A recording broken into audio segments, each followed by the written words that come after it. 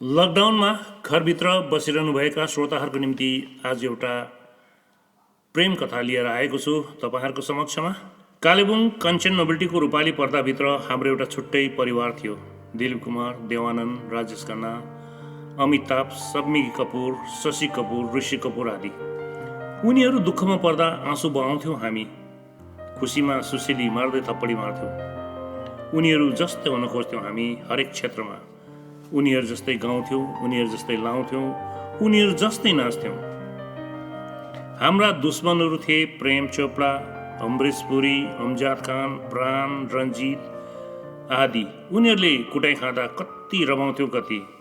हामीलाई हाम्रो कल्पनाको आकाशमा उडाउन सक्ने बेजोड ऊर्जाहरू योभन्दा अरू ठुलो केही थिएन। हामी पनि खोज्थ्यौँ हाम्रो आँखाहरूले सिम्मी गरेवाल, हेमा मालिनी, जिना दमन, नीतू सिंह, डिम्पल कपडिया, टिना मुनिम आदि हाम्रो परिवेशभित्र। कारण उस्तै उस्तै स्टाइल बनाएर हिँड्थिन् हाम्रा वरिपरिका ठिटीहरू पनि।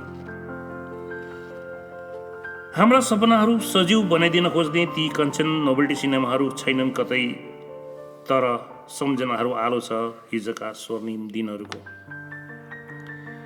हिजो सिने कलाकार इरफान खान बितेर गएको मन उभानो भइसकेकै थिएन। आज बिहानै ऋषि कपुर बितेको खबरले मनै रोयो। टिनेज ऋषि कपुर र डिम्पल कपडियाको अभिनीत फिल्म बबीको आलो सम्झनामा दिवंगत आत्माप्रति समर्पित गर्न चाहन्छु यो मेरो प्रेम कथा काटिएको त्यो रातो गुड्डी। हम तुम एक कमरे में बन्द हो और चाबी खो जाए। यो गीतले जुन मनलाई छोएको थियो त्यो हिजोको हाम्रो अल्लरे जोगनलाई आज त्यस्तै कथा लिएर तपाईँहरूको समक्षमा प्रस्तुत छु। सुन्नुहोस्। काटिएको त्यो रातो गुड्डी। हाम्रो ठुलो पर्व सङ्घारमै आएकोले आज बिहानदेखि म आफ्नो सिटिङ रुम सफा गर्न तल्लीन थिएँ। भित्तामा टाँगिएका फोटो फ्रेमहरू सफा गर्दै जाँदा एउटा फ्रेमको सामु टक्क अडिए। हो उसँग मलाई बेहद माया थियो। जस्तो मुहार उस्तै नाम थियो, सलोनी। कलिलो हृदयमा परेका छाप एउटा ढुङ्गामा कुदिएको आदिम तस्बिर सरह मेरो छाती कोडारभित्र सजिएर बसिदिएको थियो, कहिले नमेटिने गरी। उसको त्यो सानो कोठीघर मेरो पाठशाला जाने बाटैमा पर्थ्यो। जेरिनियमका राता, सेता, गुलाबी रङका फुलहरू बाह्रैमास ढकमक्क फुलिरहेका हुन्थे उसको बरन्डाको किनाराको गमलाभरि। बरन्डाको ठिक पछाडिपट्टि ऐनाको ठुलो झ्याल थियो। त्यसमा सेता रेशमी पर्दाहरू प्रायै लहराइरहेका हुन्थे।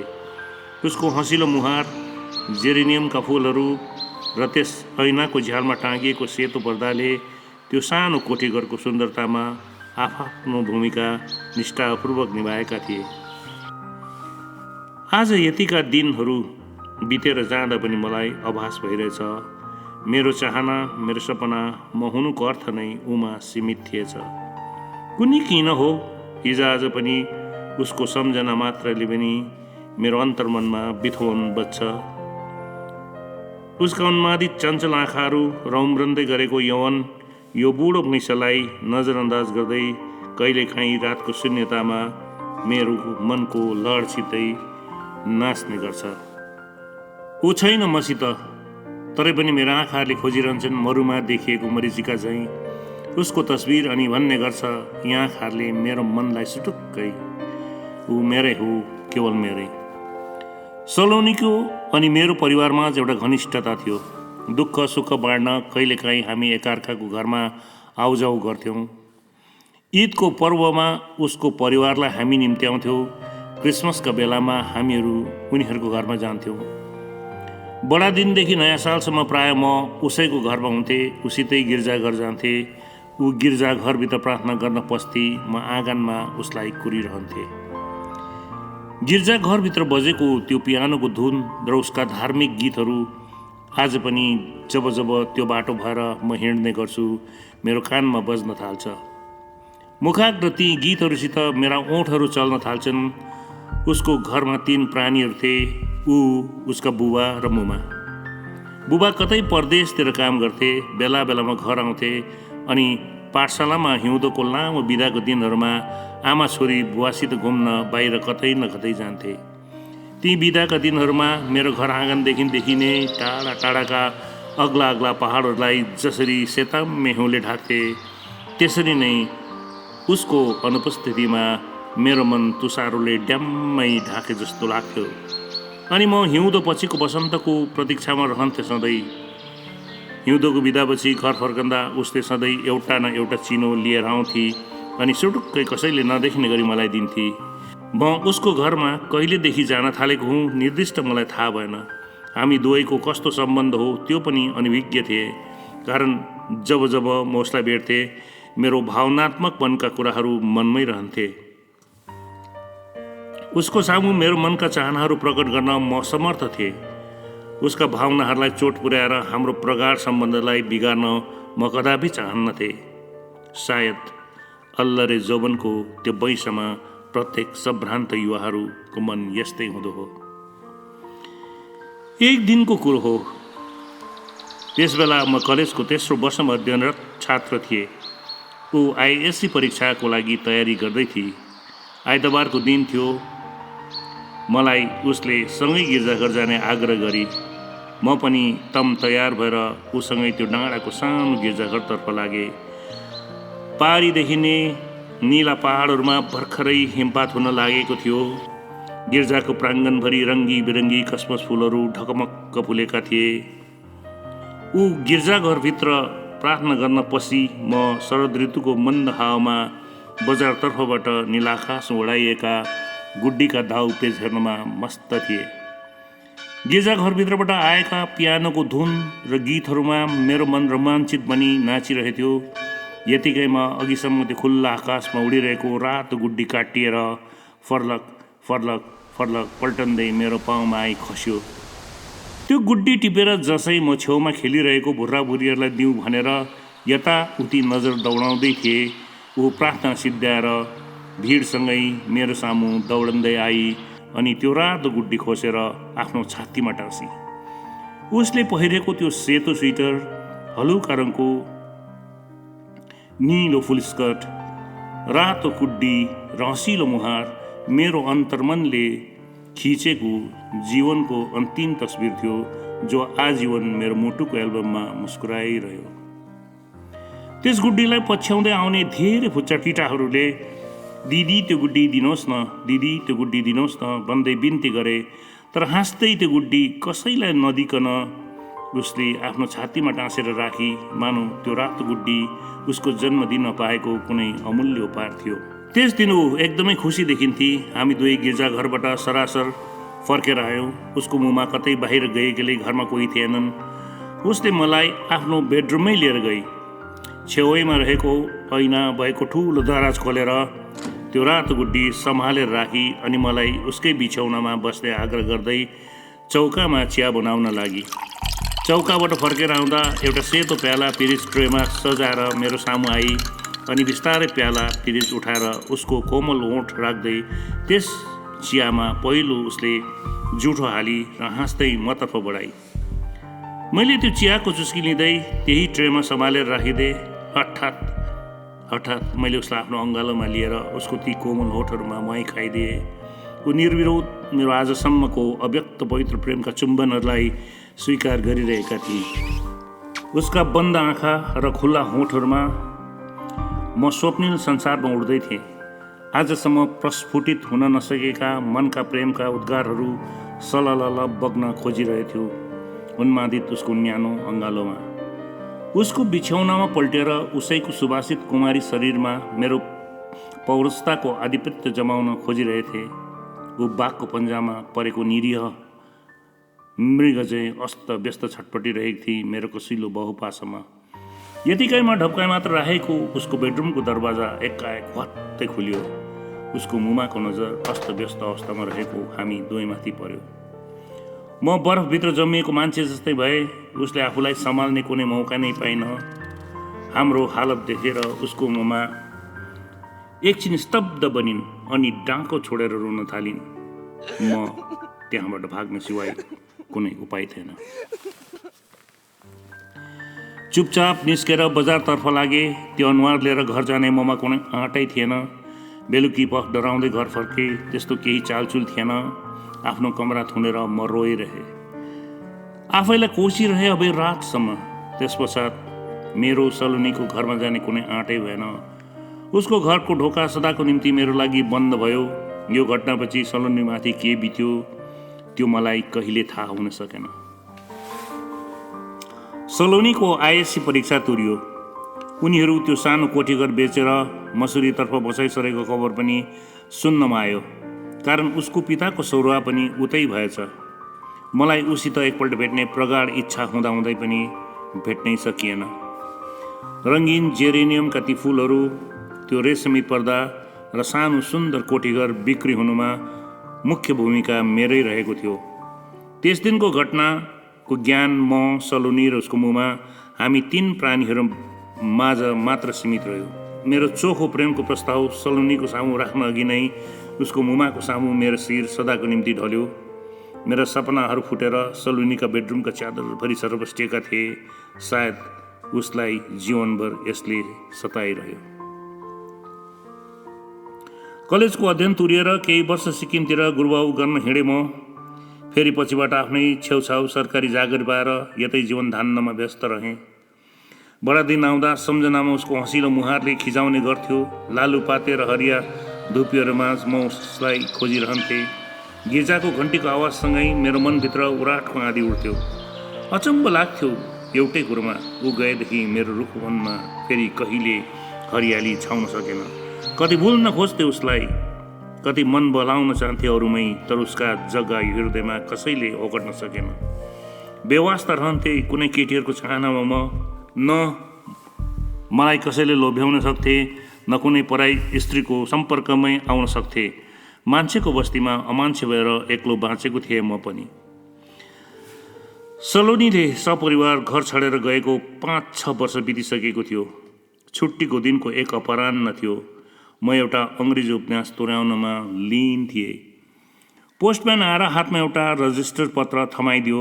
हतार साथ खोलेर हेरे, एउटा बिहेको निमन्त्रणा कार्ड रहेछ। बेहुलीको नाम पढेर आँखाभरि आँसु आयो। सलोनी रहेछ। बेहुला को हो के हो त्यो कुरो जान्नमा मलाई उस्तो चासो थिएन। बिहे मसुरीको एउटा गिर्जाघरमा सम्पन्न हुने लेखिएको थियो अनि मैले मनमा नै सङ्कल्प गरेँ त्यो बिहेमा म अवश्य जानेछु भन्ने। म जान्दथे त्यो निमन्त्रणा सलोनीको उसको बाबु मुमाको अनुमति बिनै पठाएकी थिइन्। समय हातमा धेरै कम रहेकोले बागडुग्रादेखि दिल्लीसम्म हवाईजहाजको टिकट काटेँ अनि दिल्लीदेखि बसमा देहरादुन हुँदै मसुरी गए। हिउँ परेर भर्खर उग्रिएको त्यो सानो सहर, धेरै टुरिस्टहरू हिमपातको मजा लिइरहेका थिए।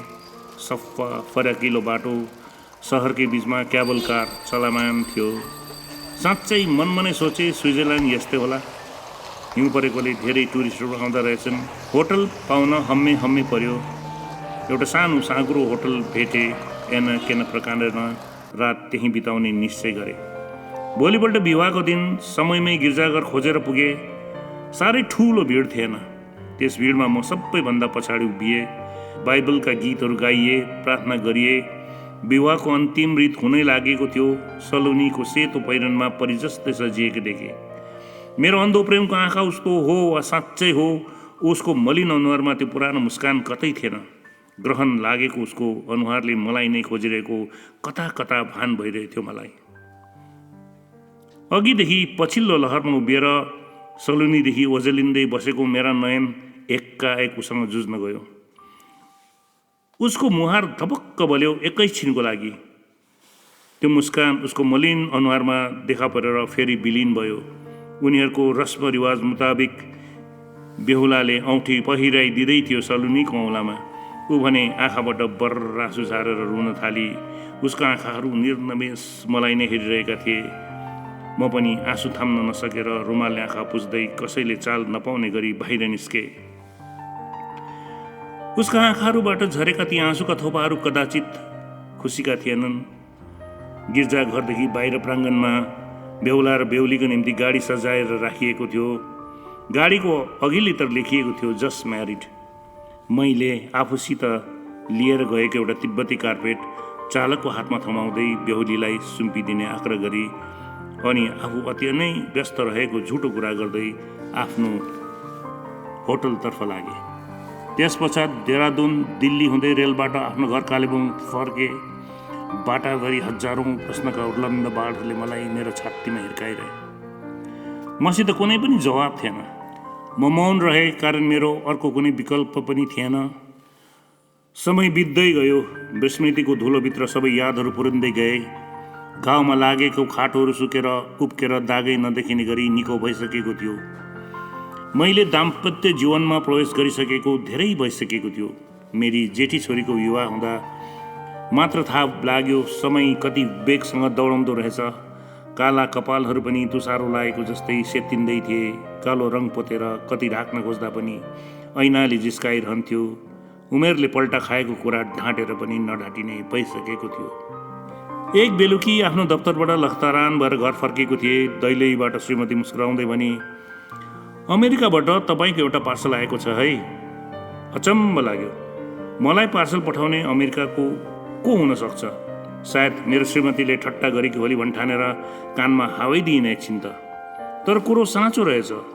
मेरो नाम ठेगाना लेखिएको एउटा ठुलो खाम टेबलमाथि रहेछ अनि पछिबाट लेखिएको रहेछ ओपन विथ केयर। पठाउनेको नाम हेरे, केवल क्यान्सर हस्पिटल न्युयोर्क USA लेखिएको रहेछ। मैले होसियारपूर्वक त्यो पार्सल खोल्न थालेँ। मेरो श्रीमतीले उत्साहपूर्वक के नै होला त्यसभित्र भनेर हेरिरही। एउटा रातो गुड्डी लेमिनेसन गरेर पठाएको रहेछ। त्यो गुड्डीमा कहीँ कतै नाम ठेगाना केही पनि लेखिएको थिएन। तर त्यसलाई मैले कसरी भुल्न सक्थेँ र? त्यस रातो गुड्डीको छातीभरि लेखेका अदृश्य अक्षरहरू मेरो जीवनको पहिलो प्रेम कथा मेरो सामु चिच्याइ रोइरहेथ्यो। त्यस गुड्डीको वक्षस्थलमा कोरिएका प्रत्येक हरफहरूले हात जोडेर प्रेमको भिख मागिरहेको थियो। एउटा प्रेम कसरी अमर हुन सक्दो रहेछ? आँसुभरि त्यो अघात माया वर्षौँपछि यसरी पनि व्यक्त हुन सक्दो रहेछ, त्यो रात गुड्डीले भनिरहेथ्यो। त्यो दिन गिर्जाघरको पियानोको धुनसँगै नाच्दै नाच्दै काटिएर आएको त्यो रातो गुड्डी मेरो पङमा त्यसै झरेको होइन रहेछ। आज ज्ञात भएरहेछ। सलोनीको अव्यक्त अबोध प्रेमका प्रस्तावहरू नियतिले डोर्याउँदै ल्याई मलाई भन्न खोजिरहेको थिएछ, सलिम तिमीलाई म बेहद माया गर्छु, सलिम तिमीलाई म बेहद माया गर्छु। कालेबुङको गिर्जाघरको छेउमा काटिएर आएको त्यो गुड्डी कहाँ कहाँ उडेन होला? मसुरीको त्यो बर्फिलो पहाड कुना कन्दरा हुँदै 7 समुद्र पारी अमेरिकाको न्युयोर्क सहर क्यान्सर अस्पतालका छानुहरू छुँदै उड्दै उड्दै फेरि कालेबुङमै फर्किआई मेरो अङ्गालो खोज्दै रुन खोजिरहेछ। एउटा प्रेममा हारेर थाकेको त्यो रातो गुड्डी। भक्क फुटेर आएका आँसुहरूलाई मेरो श्रीमतीको सामु आँखैमा जस्तो बगादेर थामिरहेको थिए। मेरो मुद्रा हेरेर हतार हतार चौकामा चिया बनाउन गए जस्तो गरी मैले बाथरुममा पसेर अघिसम्म रोकेर राखेको आँसु बग्न दिए अविरल बरर। चिया मेरो सामु राख्दै उत्सुकतापूर्वक मेरो श्रीमतीले सोधी, त्यो गुड्डी पाएर अचानक के भयो तपाईँलाई यसरी? कता कता शङ्कास्पद थियो। मैले सरासर झुटो बोलिदिएँ। हामी कलेज पढ्दा एउटा साथी अमेरिका गएको थियो। सायद क्यान्सर अस्पतालमा मृत्युशय्यामा होला र सम्झनामा यो गुड्डी पठाएको हुनुपर्छ। अरू उसले केही सोधिन, कारण हाम्रो वैवाहिक जीवनमा मैले मेरो श्रीमतीलाई शङ्का गर्ने तिलमात्र ठाउँ पनि दिएको थिइनँ। आज मेरो ईदको पर्व आउन लाग्यो। त्यो गुड्डीलाई फ्रेममा हालेर सिटिङ रुममा सजाएर राखिदिएको छु। मलाई थाहा छ सिटिङ रुममा सजिएको त्यो रातो गुड्डी यो भित्तामा धेरै दिन नरहला, तर युवा अवस्थाको सलोनी र मेरो अपरिपक्व प्रेम कथा यो पुस्तकले बोकिरहला जन्मान्तरसम्म।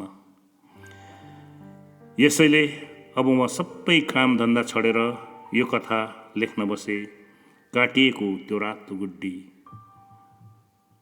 शमशेर अली, सम्झना कडिस, कालेबुङ, 25 दिसम्बर 2007। धन्यवाद।